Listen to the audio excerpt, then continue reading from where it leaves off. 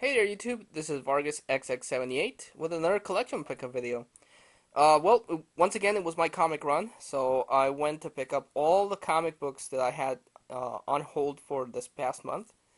And you know how I love my comic books, so I decided to once again post a video and share it with you guys. So first off, we have Amazing Spider-Man issue 656. Spider-Man showing off a new bulletproof armor since after the Smythe incident, he lost his spider sense, so he doesn't have the agility or to know how to dodge bullets anymore. So he had to design this whole new suit of armor to dodge bullets and everything. So yeah, it's like I said, it's interesting that Spider-Man lost his sixth sense, but and having to find creative ways to deal with that. But it just still seems weird to have Spider-Man without his spider sense. But cool issue nonetheless. Then I decided to pick up the first issue of the new Venom series. Flash Thompson, Spider-Man's old rival, is part of Project Venom, and he goes into missions and everything. But the symbiote is starting to creep into Thompson's psyche. So I actually, the artwork is really cool and the story is cool. So I might continue buying Venom, at least the second issue. I'll keep buying the second issue. And we have issue 2 of Onslaught Unleashed. Um, really liking this series.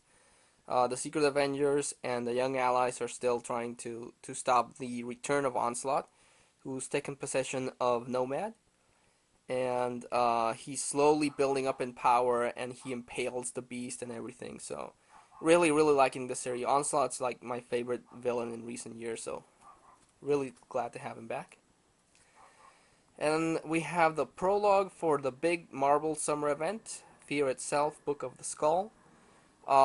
This story goes in back and forth between flashbacks to the World War II era, where the Red Skull was killing Atlantean people to bring forth something, and it's this weird hammer thing that has something to do with the big crossover. So, really good story. And we got Batman 708. In this one, the new Azrael is accompanied by this new guy that's, causing havoc. And they decided they're going to pass judgment on Gotham. And, things are not looking good for Dick Grayson there. I picked up Streets of Gotham number 20. Continuing the House of Hush storyline. Hush, I really like when Hush was introduced. He was a really cool villain for Batman.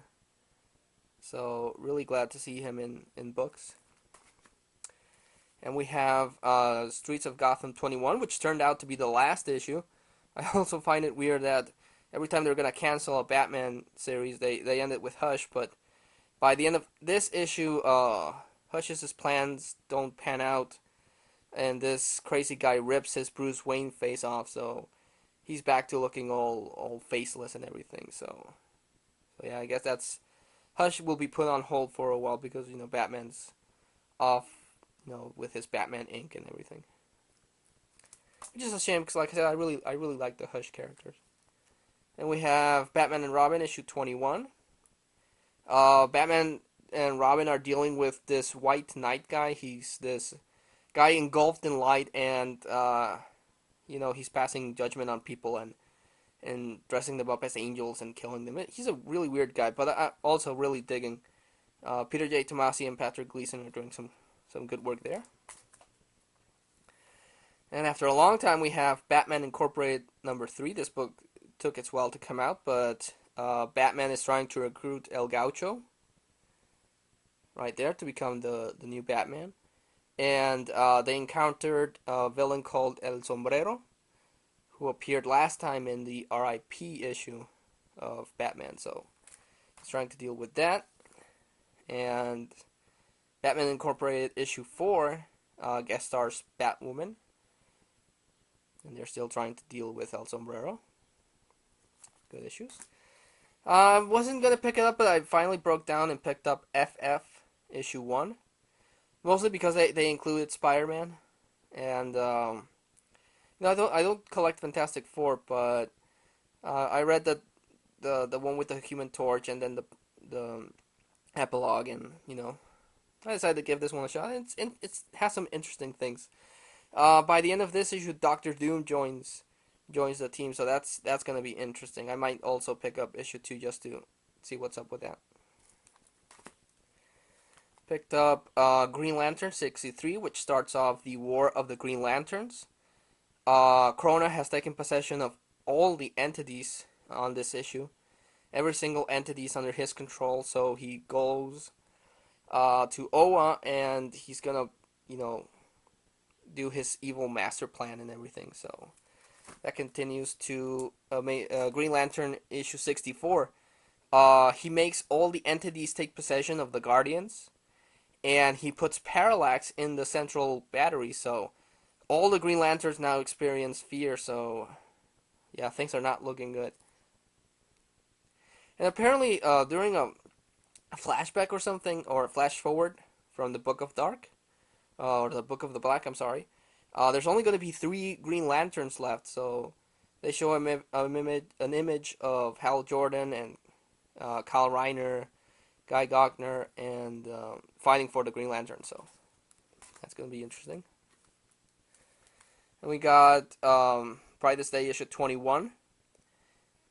This one featuring the Martian Manhunter. He's still fighting that crazed Green Martian.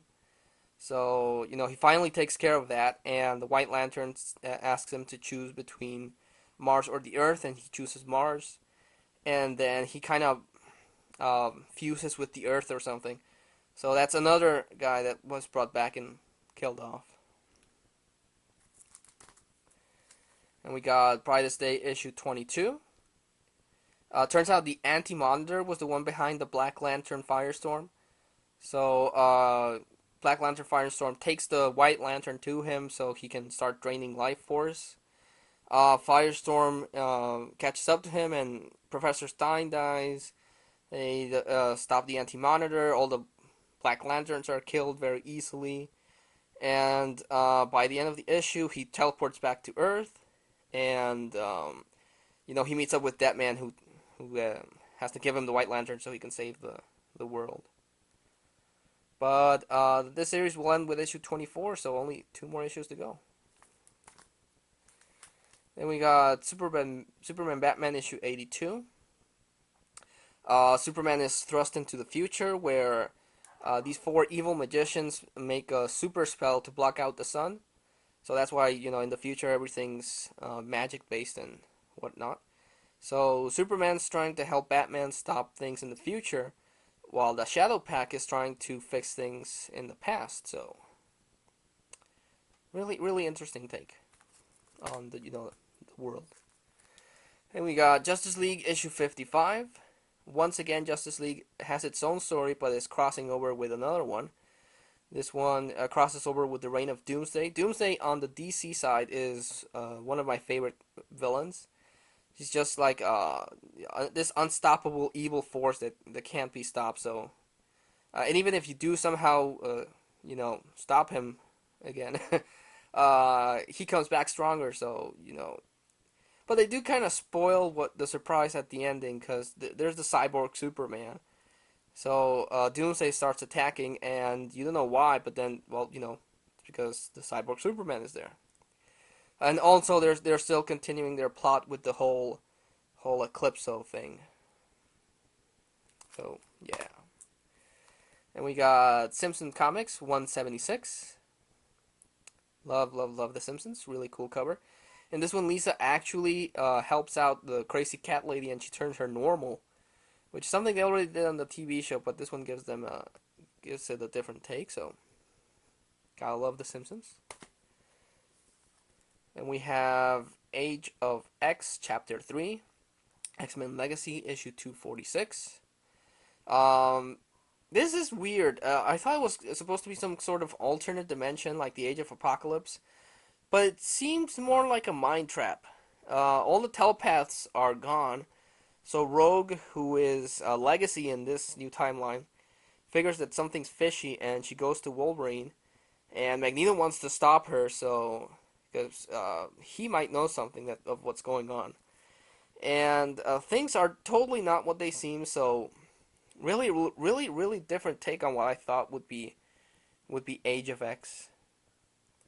Really, I the story continues in New Mutants, but I don't collect New Mutants, so I'm starting to think I might have to do that to get the whole story on this thing. And next week they're gonna come out with Age of X Universe, which deals with how the rest of the Marvel superheroes are, how they have what they have to do with this new timeline. So yeah, I'm also gonna pick that one up.